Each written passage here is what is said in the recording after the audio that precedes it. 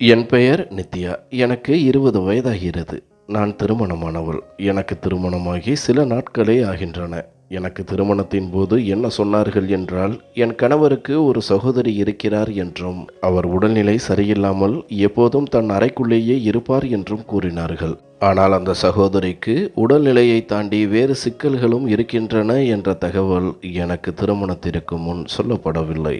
நான் இந்த புகுந்த வீட்டிற்கு வந்ததிலிருந்து பல விசித்திரமான சம்பவங்களை கவனித்து வருகிறேன். இன்று காலை நடந்த விஷயத்தை சொல்கிறேன். வழக்கமாக என் மாமனார் தான் அந்த பெண்ணுக்கு 3 வேளை உணவையும் கொண்டு போய் கொடுப்பார். இன்று நான் என் நாத்தனாருக்கு காலை உணவை கொடுக்கலாம் என்று கிளம்பினேன். நான் அந்த அறையை நோக்கி சென்றவுடனேயே என் மாமனார் சுந்தரம் ஆவேசமாக கத்தினார். இனிமேல் இந்த பக்கமே வரக்கூடாது, ஜாக்கிரதை, மீறி வந்தாய் என்றால் நான் கெட்டவனாக மாறிவிடுவேன் என்று அவர் கத்தி கூச்சல் போட்டார்.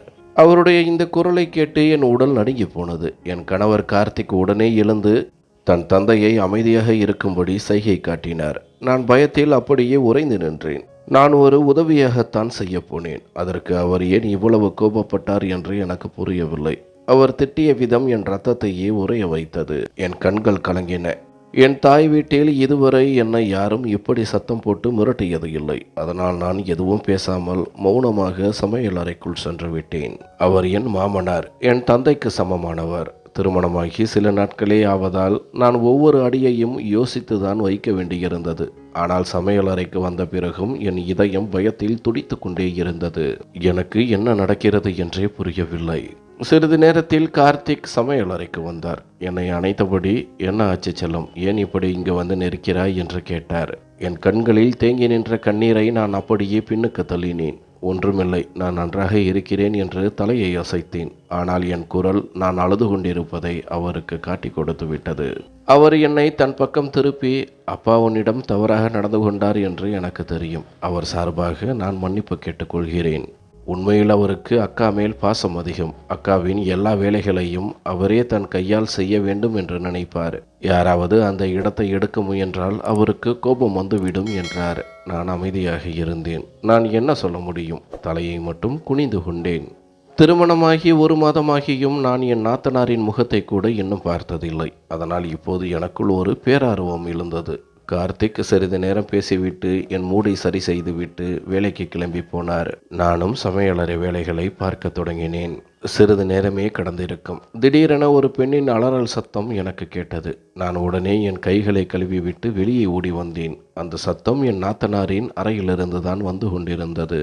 யாரோ ஒரு பெண் மிகுந்த வழியில் துடிப்பது போலவும் கத்துவது போலவும் இருந்தது. யாரோ ஒருவரை பலவந்தமாக துன்புறுத்துவது போல அந்த சத்தம் இருந்தது. என் இதயம் துடித்தது. நான் உடனே அந்த அறையை நோக்கி ஓடினேன். நான் அந்த அறைக்குள் செல்ல வேண்டுமா? யாராவது தப்பாக நினைப்பார்களா? ஆனால் அவர் வேதனையில் கத்துகிறார். அவருக்கு நான் உதவி செய்ய வேண்டும் என்று மட்டுமே தோன்றியது. பயத்தோடு நான் அந்த அறை கதவருகே சென்றேன். நான் கதவை திறப்பதற்கு முன்பே கதவு திறந்தது. என் மாமனார் வெளியே வந்தார். அவர் உடல் முழுவதும் வியர்வையில் நனைந்திருந்தது. கலைந்து போன தலைமுடி, அழுக்கான உடைகள் என அவர் பார்க்கவே பரிதாபமாக இருந்தார். நான் 2 அடி பின் வாங்கினேன். அவர் என்னை பார்த்து, என்ன மருமகளே, இங்கே ஏன் வந்தாய் என்று கேட்டார். நான் பதற்றத்தோடு, இல்லையப்பா, அக்கா கத்துவது போல இருந்தது, அவர் நன்றாக இருக்கிறாரா என்று கேட்டேன். அவர் என்று தலையை மட்டும் மாட்டிவிட்டு, இனிமேல் இந்த பக்கம் வராதே போ என்று சொல்லிவிட்டார். இது என்ன பேச்சு? உள்ளே அப்படி என்னதான் நடக்கிறது? ஏன் அவர் அவ்வளவு பயங்கரமாக அலறுகிறார்? நான் மீண்டும் சமையலறைக்கு வந்து நின்றேன். ஆனாலும் என் மனதிற்குள் ஒரு அமைதியின்மை ஏற்பட்டது. ஒரு நிமிடம் என் கணவருக்கு ஃபோன் செய்து எல்லாவற்றையும் சொல்லலாமா என்று தோன்றியது. உன் அப்பா உன் அக்காவை வைத்து என்ன செய்கிறார் என்று தெரியவில்லை என்று சொல்ல நினைத்தேன். ஆனால் நான் அப்படி செய்தால் என் குடும்ப வாழ்க்கை அழிந்துவிடும் என்று தோன்றியது. நான் என் பெற்றோருக்கு ஒரே மகள். புகுந்த வீட்டிற்கு வரும்போது அவர்கள் எனக்கு சொன்னது இதுதான்: நீ உன் குடும்பத்தை நன்றாக பார்த்து கொள்ள வேண்டும். அவர்கள் என்ன சொல்கிறார்களோ அதை செய். உன்னால் எங்களுக்கு எந்த புகாரும் வரக்கூடாது. நீ எங்களுக்கு ஒரே மகள்தான். ஆனால் நீ உன் வாழ்க்கையை அழித்து கொள்வதை நாங்கள் விரும்ப மாட்டோம் என்று சொல்லித்தான் அனுப்பி வைத்தனர். என் மாமனாரின் வார்த்தைகளை நான் மீறினால் கார்த்திக் என்னை மன்னிக்க மாட்டார் என்று எனக்கு தெரியும். அதனால் நான் மௌனமாக என் வேலைகளை செய்ய ஆரம்பித்தேன். ஒவ்வொரு முறையும் உள்ளிலிருந்து ஒரு வேதனையான சத்தம் கேட்டுக்கொண்டே இருந்தது. ஆனால் நான் இப்போது அதை தவிர்க்க முயன்றேன். இந்த விஷயத்தில் நான் அதிக கவனம் செலுத்தினால் தேவையில்லாமல் என் நிம்மதிதான் கெடும் என்பதை நான் உணர்ந்தேன். அதனால் மௌனமாக என் வேலைகளை சீக்கிரம் முடித்துவிட்டு என் அறைக்கு வந்து படுத்துக்கொண்டேன். ஆனால் என் மாமனாரின் அந்த தோற்றம் மீண்டும் மீண்டும் என் நினைவுக்கு வந்து என்னை துன்புறுத்தியது. அவர் உடல் முழுவதும் வியர்வையில் நனைந்திருந்தது. துணிகள் கலைந்து அழுக்காகி கிடந்தது என பல சந்தேகங்கள் என் மனதை குடைந்தன. ஆனால் நான் எந்த தவறான எண்ணத்தையும் வளர்த்து கொள்ள விரும்பவில்லை. அவர் என் நாத்தனாரின் தந்தை. அவரை பற்றி தவறாக நினைப்பது பெரும் பாவம் என்று எனக்கு நானே சொல்லிக்கொண்டேன். இருந்தாலும் அன்று இரவு என் கணவர் வந்தவுடன் இதை பற்றி கண்டிப்பாக பேச வேண்டும் என்று முடிவு செய்தேன். மதிய நேரத்தில் உங்கள் அக்கா வலியால் துடித்து அழுது கொண்டிருந்தார். ஆனால் உங்கள் அப்பா அவருக்கு உதவி செய்யாமல் அறைக்குள்ளேயே இருந்தார். நான் உதவிக்கு சென்றபோது அவர் நன்றாக இருக்கிறார் என்று சொல்லி என்னை விரட்டிவிட்டார் என்று சொல்ல தீர்மானித்தேன். நேரம் மெல்ல மெல்ல கடந்தது. மாலை மறைந்து இரவு வந்ததும் என் கணவர் கார்த்திக்கும் அவர் தம்பி வினோத்தும் வீட்டிற்கு வந்தார்கள். கார்த்திக்கை பார்த்த உடனேயே என் முகம் மலர்ந்தது. திருமணமான ஆரம்ப காலம் என்பதால் காதலின் வேகம் அதிகமாகவே இருந்தது. அவருக்கு ஒரு புன்னகையை வீசிவிட்டு உடனே தண்ணீர் எடுத்துக்கொண்டு அவர் முன்னால் நின்றேன். அவர் சிரித்தபடியே தண்ணீரை வாங்கி ஒரே மூச்சில் குடித்து முடித்தார். என்னை ஒரு முறை ஏறிட்டு பார்த்துவிட்டு அவர் அறைக்கு சென்றார். நான் வினோத்திற்கும் தண்ணீர் கொடுத்துவிட்டு கார்த்திக்கை சந்திப்பதற்காக அவர் பின்னாலேயே அறைக்குள் சென்றேன். நான் அறைக்குள் நுழைந்த உடனேயே கார்த்திக் விளையாட்டாக என்னை பிடித்து சுவரோடு சாய்த்தார். நான் மூச்சு அடக்கிக் கொண்டு அவரையே பார்த்தேன். அவர் அடிக்கடி இதை போல செய்வார். அப்பொழுதெல்லாம் என் இதயம் பலமாக துடிக்க ஆரம்பிக்கும். அவர் என்னை காதலோடு அணைத்து கொண்டு, என் உயிரே, என் இதயத்தின் துடிப்பே, உனக்கு தெரியுமா, இன்று அலுவலகத்தில் நாள் முழுவதும் உன்னை எவ்வளவு நினைத்தேன் என்று. நீ இல்லாமல் ஒரு நொடி கூட என்னால் இருக்க முடிவதில்லை. உன் அருகில் இருப்பது எனக்கு அவ்வளவு நிம்மதியை தருகிறது என்றார். நான் வெட்கத்தில் தலை குனிந்தேன். திடீரென அவர் என் முகத்தை உயர்த்தி புன்னகையோடு என் இதழ்களில் முத்தமிட நெருங்கினார். ஆனால் அதே சமயம் வெளியே இருந்து ஒரு பயங்கரமான அலறல் சத்தம் கேட்டது. அந்த சத்தத்தை கேட்டதும் என் இதயம் அப்படியே நின்றுவிட்டது. கார்த்திக்கும் திடுக்கிட்டு என்னிடமிருந்து விலகினார். நாங்கள் இருவரும் பதற்றத்தோடு அறைக்கு வெளியே ஓடி வந்தோம். அங்கே கார்த்திக்கின் தம்பி வினோத் தன் அக்காவின் அறையை திகிலோடு பார்த்து கொண்டிருந்தார். எனக்கும் ஒன்று புரியவில்லை. திடீரென என்ன நடந்தது என்று. கார்த்திக் தன் தம்பியை என்ன நடந்தது என்பது போல பார்த்தார். வினோத் தெரியவில்லை என்பது போல தலையை அசைத்தார். அப்போது யாரோ அந்த அறைக்கதவை உள்ளிலிருந்து பலமாக தட்டினார்கள். அதை பார்த்ததும் என் கை கால்கள் நடுங்க ஆரம்பித்தன. நான் ஒரு முறை வினோத்தையும் ஒரு முறை கார்த்திக்கையும் பார்த்தேன். ஆனால் அவர்கள் இருவரும் ஒரே நாடகத்தை பார்ப்பது போல எந்த அசைவும் இல்லாமல் அமைதியாக நின்றார்கள். திடீரென கதவு திறந்தது. என் மாமனார் சுந்தரம் வெளியே வந்தார். மதியம் பார்த்த அதே கோலத்தில் அவர் இருந்தார். முகம் முழுவதும் வியர்வை, கலைந்த தலைமுடி, அழுக்கான உடைகள். அந்த அறைக்குள் ஏதோ கடுமையான வெப்பம் இருந்தது போல தெரிந்தது. நான் கார்த்திக்கையும் வினோத்தையும் பார்த்தேன். அவர்கள் இருவரும் தங்கள் தந்தையை ஒரு முறை பார்த்தார்கள். அவரோ சாதாரணமாக தலையை அசைத்துவிட்டு மௌனமாக தன் அறைக்கு சென்று விட்டார். நான் ஆச்சரியத்தில் உறைந்து போனேன். அவர்கள் இருவரும் தங்கள் தந்தையிடம் கேட்பார்கள் என்று நான் எதிர்பார்த்தேன். அறைக்குள் என்ன செய்து கொண்டிருந்தீர்கள், அக்கா ஏன் இப்படி அலறுகிறார் என்று கேட்பார்கள் என்று நினைத்தேன். ஆனால் கார்த்திக்கும் கேட்கவில்லை, வினோத்தும் கேட்கவில்லை. நான் ஏதோ சொல்ல வந்தேன். அதற்கு முன்பே கார்த்திக் மிகவும் குளிர்ந்த குரலில் என்னிடம் சொன்னார், நித்யா, சீக்கிரம் சாப்பாட்டை மேஜையில் எடுத்து வை, அப்பா வந்து விடுவார். வினோத், நீயும் போய் முகம் கழுவி விட்டு வா. கார்த்திக் தன் தம்பியிடம் சொல்லிவிட்டு அறைக்குள் சென்றார். எனக்கு அப்படியே பேச்சு நின்று விட்டது. எனக்கு ஏதேனும் பிரச்சனை என்றால் நான் அப்படியே மௌனமாகி விடுவேன். இப்போதும் அதுதான் நடந்தது. நான் மௌனமாக சமையலறைக்கு சென்று உணவை சூடு செய்ய ஆரம்பித்தேன். சிறிது நேரத்தில் கார்த்திக், வினோத் மற்றும் மாமனார் மூவரும் முகம் கழுவி விட்டு சாப்பிட அமர்ந்தார்கள். நானும் அவர்களுடன் அமர்ந்து சாப்பிட ஆரம்பித்தேன். ஆனால் என் கண்கள் மீண்டும் மீண்டும் அந்த மூடிய அறையின் கதவையே பார்த்து கொண்டிருந்தன. அதன் பிறகு அவர்கள் எதுவுமே நடக்காதது போல சகஜமாகிவிட்டனர். நான் இந்த வீட்டிற்கு வந்து 2 மாதங்கள் ஆகிவிட்டன. ஆனால் இன்று அந்த அறையிலிருந்து வந்த சத்தங்கள் இதற்கு முன்பு நான் கேட்டதே இல்லை. அதனால் நான் மிகவும் பயந்திருந்தேன். எப்படியாவது உண்மையை அறிந்து கொள்ள வேண்டும் என்ற எண்ணம் என்னுள் இன்னும் வலுப்பெற்றது. அனைவரும் இரவு உணவை முடித்துவிட்டு மெல்ல அவரவர் அறைகளுக்கு சென்றார்கள். ஆனால் இன்று அந்த மூவருக்கும் மாமனார், கணவர், மைத்துனர் இடையில் எந்த பேச்சுவார்த்தையும் இல்லை. வழக்கமாக உணவருந்தும் போது நிலவும் அந்த உற்சாகமான சூழல் இன்று காணாமல் போயிருந்தது. என் கணவர் அறைக்குள் சென்றதும் நான் விரைவாக பாத்திரங்களை ஒதுக்கி வைத்துவிட்டு அவர் பின்னாலேயே சென்றேன். அறைக்குள் நுழைந்தபோது அவர் அலுவலக வேலைகளை செய்து கொண்டிருந்தார். நான் அவர் அருகில் அமர்ந்து புன்னகையோடு அவரை பார்த்தேன். ஆனால் அவர் முகம் ஏனோ கடுகடுவென இருந்தது. எனக்கு கவலையாக இருந்தது. வீட்டில் இது போன்ற ஒரு மர்மமான சம்பவங்கள் நடக்கும் பொழுதெல்லாம் என் கணவரின் மனநிலை மாறிவிடுகிறது. அவர் மிகுந்த மன அழுத்தத்தில் இருப்பது போல தெரிந்தது. நான் அவர் தோள் மீது மென்மையாக கை வைத்தேன். அவர் சற்றென்று என் பக்கம் திரும்பினார். நான் கேள்வியான பார்வையுடன் சொன்னேன், உங்களிடம் ஒன்று கேட்க வேண்டும். என் இதயம் இதை கேட்கச் சொல்லி என்னை தூண்டிக்கொண்டே இருக்கிறது. தயவு செய்து என்னை புறக்கணிக்காதீர்கள். நான் சொல்வதை புரிந்து கொள்ள முயற்சி செய்யுங்கள் என்றேன். அவர் சரி என்பது போல தலையசைத்து என்னை உற்று பார்த்தார். ஒரு நொடி எனக்கு நடுக்கமாக இருந்தது. எங்கே நான் கேட்பது அவருக்கு பிடிக்காமல் போய்விடுமோ என்று. ஆனால் இதை தெரிந்து கொள்ளாமல் இந்த வீட்டில் நிம்மதியாக இருக்க முடியாது என்று எனக்கு தோன்றிவிட்டது.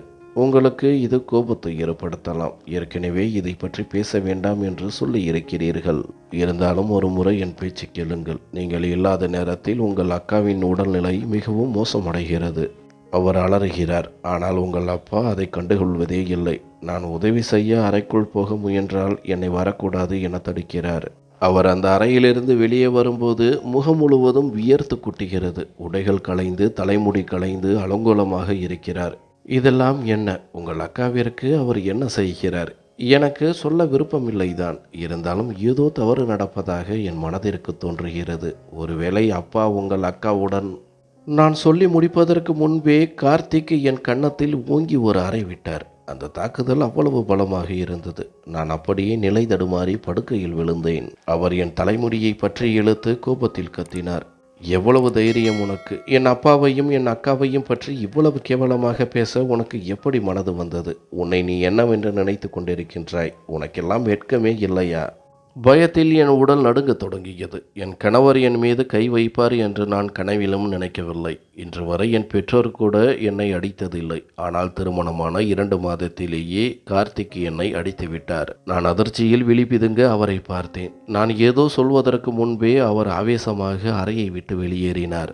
என் உணர்ச்சிகள் எல்லாம் மறத்து போய்விட்டன. நான் சிலையாக அமர்ந்திருந்தேன். சிறிது நேரம் கழித்து என் பொறுமை உடைந்து கண்கள் ஆறாக பெருகின. அவர் என்னை அடிப்பார் என்று நான் கற்பனை கூட செய்ததில்லை. ஒருபுறம் அவர் அக்காவை பற்றி நான் கவலைப்பட்டேன். அதற்கு பரிசாக எனக்கு கிடைத்தது இந்த அறை. எனக்கு ஆத்திரமாக வந்தது. ஏதாவது செய்து விடலாம் என்று தோன்றியது. ஆனால் நான் அத்தனை பலவீனமாக ஆதரவற்றவளாக உணர்ந்தேன். அழுது அழுது என் கண்கள் வீங்கின. ஒரு நிமிடம் இப்போதே என் துணிமணிகளை எடுத்துக்கொண்டு இந்த வீட்டை விட்டு போய்விடலாமா என்று தோன்றியது. இல்லை என்றால் இங்கே இருந்து நான் மனநோயாளி ஆகிவிடுவேன். ஆனால் நான் என் பெற்றோர் வீட்டிற்கு சென்றால் அவர்களும் இன்னொருவர் குடும்ப விஷயத்தில் நீ தலையிடுவது உன் தவறுதான், நீயேதான் பொறுமையாக இருந்திருக்க வேண்டும் என்று என்னையே குறை சொல்வார்கள் என்று எனக்கு தெரியும். அழுது கொண்டே படுக்கையில் சாய்ந்தேன். இரவு வெகு நேரமாகியும் கார்த்திக் வரவில்லை. இப்போது எனக்கு பயம் ஏற்பட்டது. ஒருவேளை நான் அப்படி பேசியிருக்க கூடாதோ? அவர் தந்தை மற்றும் அக்காவை பற்றி அவ்வளவு தாழ்வாக பேசியது என் தவறுதானோ என்று எனக்குள்ளேயே நான் குற்ற உணர்வு கொண்டேன். என் தூக்கம் தொலைந்து போனது. நீண்ட நேரம் கழித்து கதவு திறக்கும் சத்தம் கேட்டது. கார்த்திக் உள்ளே வந்தார். நான் உடனே படுக்கையை விட்டு இறங்கி அவர் முன்னால் நின்றேன். என்னை மன்னித்து விடுங்கள். நான் உங்கள் அப்பா மற்றும் உங்கள் அக்காவை பற்றி அவ்வளவு மோசமாக பேசியிருக்கக்கூடாது. நான் கண்ட காட்சிகளால் ஏதோ குழப்பத்தில் பேசிவிட்டேன். இனிமேல் இப்படி ஒரு பேச்சு என் வாயிலிருந்து வராது. தயவு செய்து என்னை மன்னித்து விடுங்கள் என்று கெஞ்சினேன். ஆனால் அவர் சமாதானமாகவில்லை. என்னை பாராமலேயே படுக்கையில் சென்று படுத்துக்கொண்டார். என்னிடம் முதுகை காட்டிக்கொண்டு படுத்துக்கொண்டார். திருமணமான 2 மாதங்களில் அவர் இப்படி என்னை திரும்பி பார்க்காமல் படுத்ததே இல்லை. இது எனக்கு இன்னும் வேதனையை தந்தது. அவரை எப்படி சமாதானப்படுத்துவது என்று புரியாமல் கதவருகே நின்றபடி நான் நீண்ட நேரம் யோசித்து கொண்டிருந்தேன். மீண்டும் அவரிடம் சென்று சமாதானம் செய்ய எனக்கு துணிவில்லை. மௌனமாக அறையிலிருந்து சோஃபாவில் அமர்ந்து ஒரு சிக்கலை எப்படி தீர்ப்பது என்று சிந்திக்க தொடங்கினேன். திருமணமான 2 மாதங்களில் எங்களுக்குள் நடந்த முதல் சண்டை இது. மற்ற கணவன் மனைவி போல நாங்கள் அடிக்கடி சண்டையிட்டுக் கொள்பவர்கள் அல்ல. எங்களுக்குள் மிகுந்த அன்பும் அக்கறையும் இருந்தது. இரவு மெல்ல மெல்ல நகர்ந்தது. ஆனால் தூக்கம் மட்டும் எனக்கு வெகு தொலைவில் இருந்தது. படுத்திருக்கும் என் கணவரையே நான் பார்த்து கொண்டிருந்தேன். அப்போது திடீரென என் மனதில் ஒரு எண்ணம் உதித்தது. இப்போது என் கணவர், மைத்துனர், மாமனார் என மூவருமே உறங்கிக் கொண்டிருந்தார்கள். ஏன் இந்த நேரத்தில் என் நாத்தனாரை போய் பார்க்கக்கூடாது? அவர் எப்படி இருக்கிறார், என்ன செய்து கொண்டிருக்கின்றார் என்று பார்த்தால்தான் என்ன? திருமணமான 2 மாதங்களில் நான் இன்னும் அவர் முகத்தை கூட பார்க்கவில்லை. அந்த ஆர்வம் என்னை அமைதியாக இருக்க விடவில்லை. சற்று முன்புதான் கணவரிடம் பலமாக அடி வாங்கியிருந்தேன். இருந்தாலும் என் மனம் அந்த அறையை நோக்கி செல்ல துடித்தது. மிகவும் எச்சரிக்கையாக சோஃபாவை விட்டு எழுந்தேன். தூங்கிக் கொண்டிருந்த கணவரை ஒரு முறை திரும்பி பார்த்துவிட்டு சத்தம் வராமல் அறையை விட்டு வெளியே வந்தேன். கதவை மெல்ல மூடினேன். என் இதயம் பலமாக துடித்தது. பதற்றம் உச்சத்தில் இருந்தது. நான் எப்படி அடியெடுத்து வைத்தேன் என்பது எனக்குத்தான் தெரியும். நான் அந்த மர்மமான அறையின் அருகே வந்துவிட்டேன். இனி கதவை திறந்து உள்ளே செல்ல வேண்டியதுதான் பாக்கி. அப்போது திடீரென அந்த அறைக்குள் இருந்து என் மாமனாரின் குரல் கேட்டது. நான் அதிர்ச்சியில் உறைந்து போனேன். உடனே பக்கத்தில் இருந்த சமையல் அறை மறைவில் ஒளிந்து கொண்டேன். என் இதயம் திக் திக் என்று அடித்து கொண்டது. இந்த நள்ளிரவு நேரத்தில் மாமனார் தன் மகள் அறையில் என்ன செய்து கொண்டிருக்கின்றார்? என் சந்தேகங்கள் இன்னும் வலுப்பெற்றன. எப்போதும் போலவே அவர் அறையை விட்டு வெளியே வந்தபோது அவர் நிலைமை மோசமாக இருந்தது. கலைந்த தலைமுடி, அழுக்கான உடைகள். இன்று முன்பை விட அவர் நிலைமை மிக மோசமாக இருந்தது. அவர் பலமாக மூச்சு வாங்கி கொண்டிருந்தார். இதெல்லாம் என்ன? என் அறிவுக்கு எட்டியவரை எதுவும் புரியவில்லை. அவர் நேராக தன் அறைக்கு சென்று விட்டார். என் இதயம் படபடத்தது.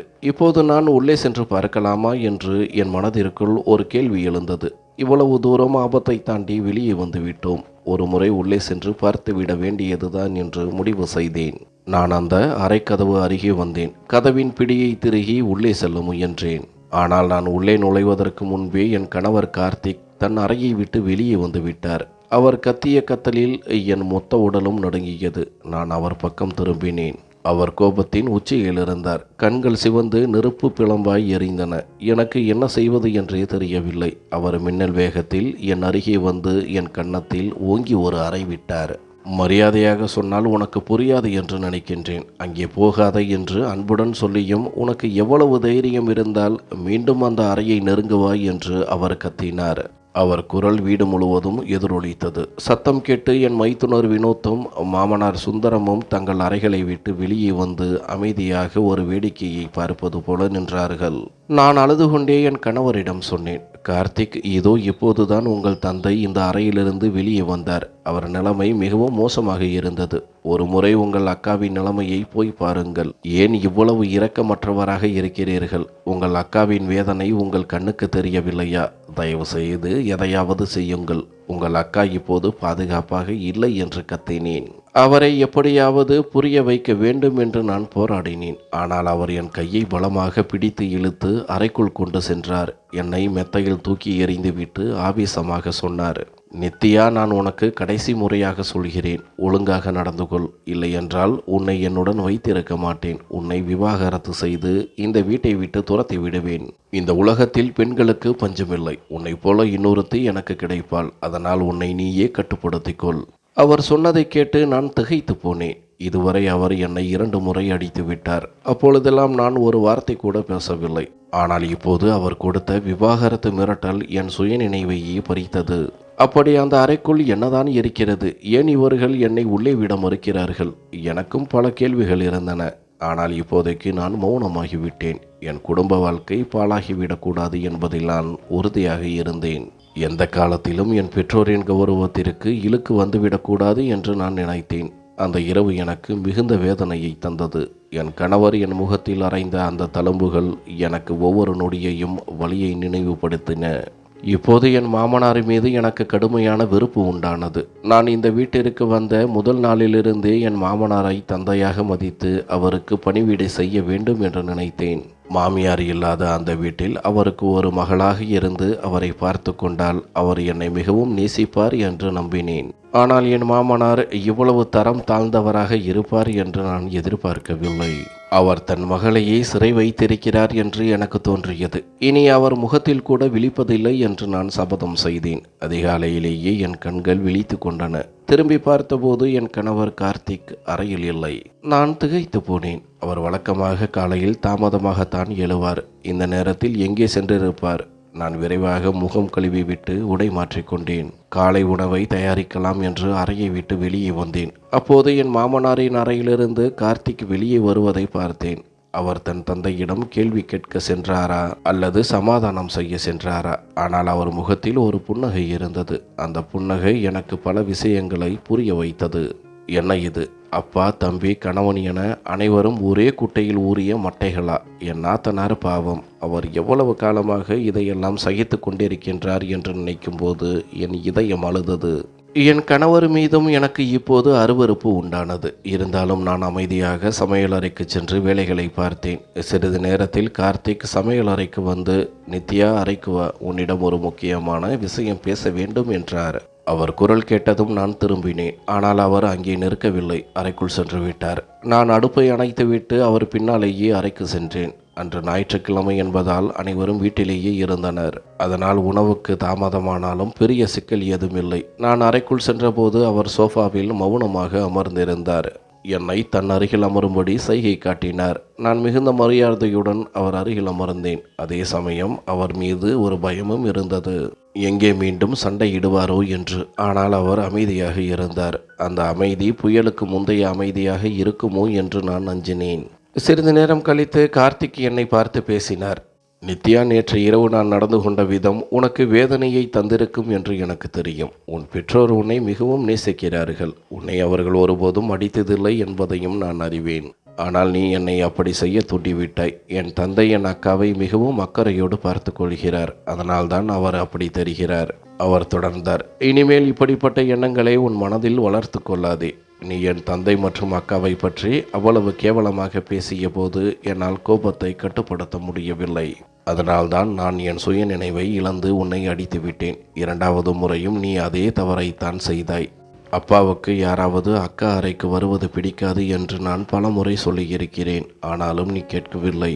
ஆனாலும் என் அப்பா உன்னிடம் நான் அப்படி நடந்து கொண்டிருக்கக்கூடாது என்று சொன்னார். அதற்காக நான் உன்னிடம் மன்னிப்பு கேட்டுக்கொள்கிறேன். இனி இது போன்ற சம்பவங்கள் நடக்காது. அவர் மன்னிப்பு கேட்டவுடன் நான் அழுது கொண்டே அவர் நெஞ்சில் சாய்ந்தேன். அவர் மன்னிப்பு கேட்ட அந்த ஒரு நிமிடம் என் கோபம் எல்லாம் காணாமல் போனது. அவர் என் தலையை தடவி கொடுத்து கொண்டே மன்னிப்பு கேட்டார். நானும் பெரிய மனதுடன் அவரை மன்னித்து விட்டேன். திருமணத்திற்கு முன் என் எண்ணம் வேறாக இருந்தது. யாராவது என்னை திருமணத்திற்கு பிறகு அடித்தால் அத்தகைய மனிதனுடன் நான் வாழவே மாட்டேன் என்று நினைத்திருந்தேன். ஆனால் திருமணம் முடிந்த பிறகு என் மனநிலை மாறிவிட்டது. நான் விட்டு கொடுத்து போக பழகி கொண்டேன். திருமணம் என்பதே ஒரு சகிப்புத்தன்மைதான். யார் விட்டு கொடுக்கிறார்களோ அவர்களின் வாழ்க்கை அழகாக இருக்கிறது. யார் பிடிவாதம் பிடிக்கிறார்களோ அவர்களின் வாழ்க்கை மோசமாகிறது. நாட்கள் மெல்ல மெல்ல கடந்து சென்றன. நான் என் மாமனார் மற்றும் நாத்தனார் விஷயங்களிலிருந்து முற்றிலுமாக விலகிவிட்டேன். அவர்களை பற்றி சிந்திப்பது முட்டாள்தனம் என்று எனக்கு தோன்றியது. என் வீட்டை மட்டும் நான் கவனித்து கொண்டால் போதும் என்று நினைத்தேன். என் கணவர் எங்கும் தவறான வழிக்கு செல்லாமல் பார்த்து கொண்டேன். அப்பாவும் மகனும் என் நாத்தனாருக்கு உதவி செய்வதாக சொன்னாலும் அந்த வீட்டில் நடக்கும் நிஜமான சூழலை நான் ஒருத்திதான் கவனித்து வந்தேன். அதனால் என் மாமனார் அக்காவை கவனித்துக் கொள்கிறார் என்ற கதையை என்னால் நம்ப முடியவில்லை. அது வெறும் பொய்களால் கட்டப்பட்ட ஒரு கதை என்று எனக்கு தெரியும். இதன் பின்னால் ஏதோ ஒரு மிகப்பெரிய ரகசியம் ஒளிந்திருக்கிறது. அதை என் கணவர், மைத்துனர் மற்றும் மாமனார் என மூவருமே என்னிடமிருந்து மறைக்கிறார்கள். அதை தெரிந்து கொள்ள வேண்டும் என்ற தாகம் எனக்குள் இருந்தது. ஆனால் இப்போதைக்கு நான் மௌனமாக இருந்தேன். என் கணவரை பேச மறுக்கும்போது நான் ஏன் துருவி துருவி கேட்க வேண்டும் என்று அமைதியாகிவிட்டேன். ஆனாலும் அந்த அறைக்குள் என்னதான் நடக்கிறது என்பதை எப்படியாவது கண்டுபிடித்தே தீருவேன் என்ற வைராகியம் என் மனதில் இருந்தது. என் மாமனார் என் நாத்தனாருடன் அப்படி என்ன செய்கிறார்? இதை அறிய ஒரு முழுமையான திட்டத்தை தீட்டினேன்.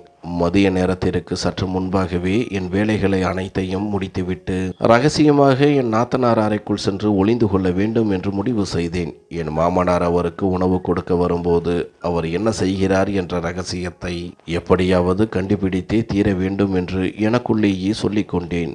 திட்டமிட்டபடி நான் வேலைகளை விரைவாக முடித்தேன். மதிய உணவை தட்டில் அடுக்கி மேஜை மீது வைத்தேன். மாமனார் வரும்போது என்னை தேடக்கூடாது என்பதற்காகவும், நான் மதிய நேரத்தில் ஓய்வு எடுக்கிறேன் என்று அவர் நினைக்க வேண்டும் என்பதற்காகவும் இப்படி செய்தேன். என் மாமனார் மதிய வேளையில் சிறிது நேரம் வெளியே செல்வது வழக்கம். அந்த நேரத்தை சாதகமாக்கி கொண்டேன். மிகவும் நிசப்தமாக அந்த அறைக்கு அருகே வந்தேன். சுற்றுமுற்றும் பார்த்தேன். வீட்டில் யாரும் இல்லை. என் கணவரும் மைத்துனரும் வேலைக்கு சென்றிருந்தனர். மாமனார் வெளியே சென்றிருந்தார். மெதுவாக நாத்தனார் அறை கதவை திறந்தேன். உள்ளே நான் கண்ட காட்சி என்னை உறைய வைத்தது. நான் அப்படியே அதிர்ச்சியில் உறைந்து நின்றேன். என் நாத்தனார் இருந்த நிலையை பார்த்து என் உயிர் பிரிந்து போவது போல இருந்தது. அப்போது திடீரென மாமனார் வீட்டிற்குள் நுழையும் சத்தம் கேட்டது. நான் பதற்றத்துடன் அந்த அறையிலிருந்து குளியல் அறைக்குள் புகுந்து கொண்டேன். கதவை லேசாக திறந்து வைத்துக்கொண்டு வெளியே நடப்பவற்றை கவனித்தேன். வெளியே நடக்கும் காட்சிகள் எனக்கு தெளிவாக தெரிந்தன. சிறிது நேரத்தில் என் மாமனார் சுந்தரம் உணவை தட்டில் ஏந்தி அறைக்குள் நுழைந்தார். அவர் உணவை அங்கிருந்த சோஃபாவில் வைத்தார். பிறகு மெதுவாக நாத்தனாரின் படுக்கை அருகே சென்றார். அவரை சரி செய்து படுக்க வைத்தபடி, என்னை மன்னித்து விடு அம்மா, இன்று அறை வர சற்று தாமதமாகி விட்டது என்றார். இப்படி சொல்லிவிட்டு அவர் என் நாத்தனாரின் நெற்றியில் முத்தமிட்டார். அவரை தன்னோடு அணைத்தபடி, இப்போது உன் உடல்நிலை எப்படி இருக்கிறது என்று கேட்டார். ஆனால் என் நாத்தனார் ஆழ்ந்த தூக்கத்தில் இருப்பது போல தெரிந்தது. அவர் எந்த பதிலும் சொல்லவில்லை. அவர் மயக்க நிலையில் இருந்திருக்கலாம் என்று எனக்கு தோன்றியது. திடீரென மாமனார் அவரை உலுக்கி எழுப்ப முயன்றார். அப்போது யாரும் எதிர்பார்க்காத விதமாக என் நாத்தனார் தன் தந்தையின், அதாவது என் மாமனாரின் முகத்தில் ஓங்கி ஒரு அறை விட்டார். தன்னை தொட வேண்டாம் என்பது போல அவரை தள்ளிவிட முயன்றார். இதை பார்த்து எனக்கு இதயம் நின்றுவிடும் போல இருந்தது. ஒரு மகள் தன் தந்தையின் மீது கை வைப்பதா? இது சாதாரணமான விஷயம் அல்ல. என் மாமனார் உடனே கோபமடைந்து, நீ எப்போதும் இப்படித்தான் செய்கிறாய். ஆனால் பார், ஒரு மானங்கெட்டவன் போல மீண்டும் மீண்டும் உன்னிடம் அன்பு தேடியே வருகிறேன் என்றார். அவர் பேசிய வார்த்தைகளை கேட்ட என் உடல் கூசியது. தன் சொந்த மகளிடமா இப்படி பேசுவார்? அவருக்கு சிறிதும் வெட்கம் இல்லையா? திடீரென அவர் அவள் முகத்திற்கு அருகே குனிந்தார். நான் உடனே என் முகத்தை திருப்பிக் கொண்டேன். அந்த அறைக்குள் என்ன நடக்கிறது என்பது என் அறிவுக்கு எட்டவில்லை. இப்படி ஒரு கொடுமையை நான் என் வாழ்நாளில் கண்டதே இல்லை. சிறிது நேரம் கழித்து நான் மீண்டும் பார்த்தபோது என் மாமனார் அவளுக்கு பலவந்தமாக உணவூட்ட முயன்று கொண்டிருந்தார். ஆனால் அவள் தொடர்ந்து அவர் கைகளை தட்டிவிட்டு கொண்டிருந்தாள். அவரை தன் அருகிலிருந்து விரட்ட போராடினாள். ஆனால் மாமனார் அடங்கவில்லை. அவர் பெரிய பெரிய கவலங்களாக உருட்டி அவள் வாய்க்குள் திணித்தார். அதன் பிறகு அவர் செய்த ஒரு செயலை பார்த்ததும் என்னால் பொறுக்க முடியவில்லை. என் ஆத்திரமும் அருவெறுப்பும் எல்லை மீறியது. நான் குளியல் அறையை விட்டு வெளியே வந்தேன். கதவை திறந்து கொண்டு அவர் முன்னே நின்றேன். உங்களுக்கு வெட்கமாக இல்லையா என்று கோபத்தில் கத்தினேன். உறவில் இவர் உங்கள் மகள். அவரிடம் போய் இப்படி ஒரு கீழ்த்தரமான முறையில் நடந்து கொள்கிறீர்களே, இதெல்லாம் உங்களுக்கு நன்றாக இருக்கிறதா? அவர் இருக்கும் நிலைமையை பாருங்கள், உங்கள் செயலை பாருங்கள். உங்கள் வயது என்ன, நீங்கள் செய்யும் செயல் என்ன என்று எனக்கு தோன்றியதையெல்லாம் ஆத்திரத்தில் கத்திக் கொண்டிருந்தேன். என் மாமனார் இவ்வளவு கீழ்த்தரமான செயலில் ஈடுபடுவார் என்று நான் கனவிலும் நினைக்கவில்லை. என் பேச்சை கேட்டதும் அவர் ஆவேசமாக எழுந்து நின்றார். அவர் கண்கள் கோபத்தில் சிவந்திருந்தன.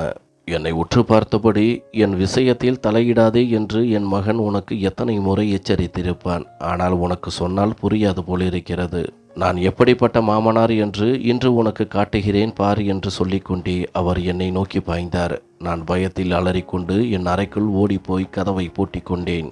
என் இதயம் அந்த பயத்தில் வெடித்துவிடும் போல் இருந்தது. அவசரப்பட்டு விட்டேனோ? குளியல் அறையை விட்டு வெளியே வந்திருக்க கூடாதோ?